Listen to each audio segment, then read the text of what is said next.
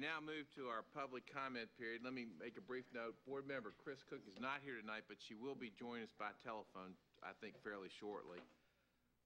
We only have one speaker tonight, so I'll try to do the rules very quickly. It is Lisa Reid, and you may walk on up, say, as we go forward. If you would start by stating your name and address, and you will have 3 minutes.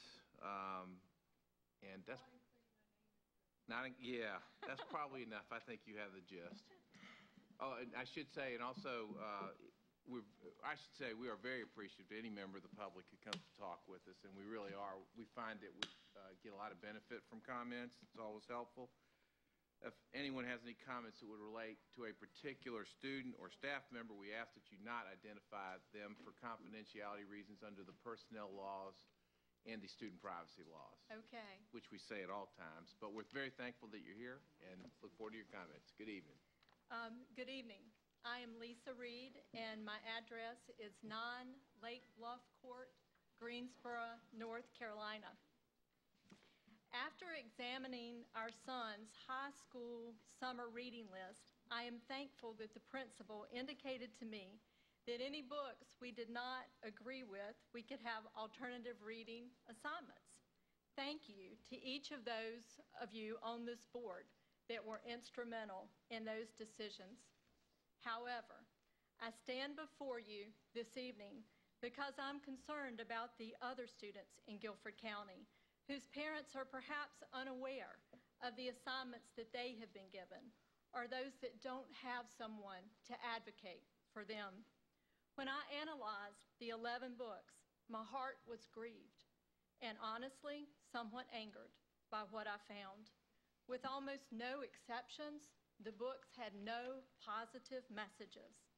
Has our society become so focused on sex of all kinds, violence, and themes against faith that high school reading has become only an extension of that?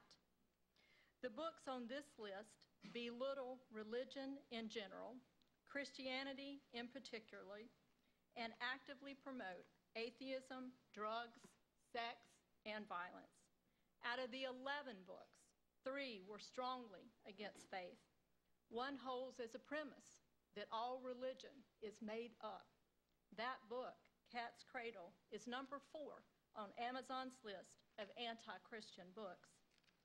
In A Handmaid's Tale, in addition to much ridiculing of the Bible, much misquoting of its verses, the president is assassinated and Congress is ambushed. At least 4 of the books are highly sexual. 2 of the books include pornographic, brutal sex. High Fidelity examines how a 36-year-old man looks at lost love relationships. House of Spirits uses a heavy use of sex, violence, and again includes brutal sex. The violent, graphic imagery in 5 of the books is chilling. There is a difference between discussing issues and implanting imagery.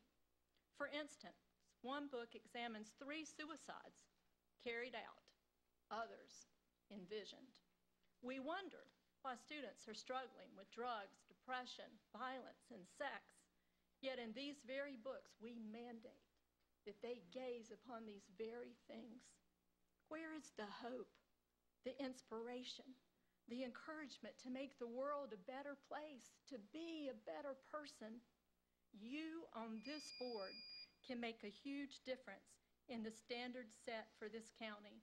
I would like to work with this board and others in the county in developing new standards for our school reading assignments, or at the very least, designing and advertising an opt-out program where parents and their children know that they can opt out of offensive reading assignments.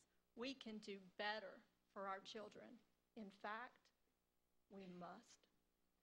Thank you for serving on this board, and thank you for giving me the opportunity to speak my heart to you this evening. We cannot fail in this regard. Thank you.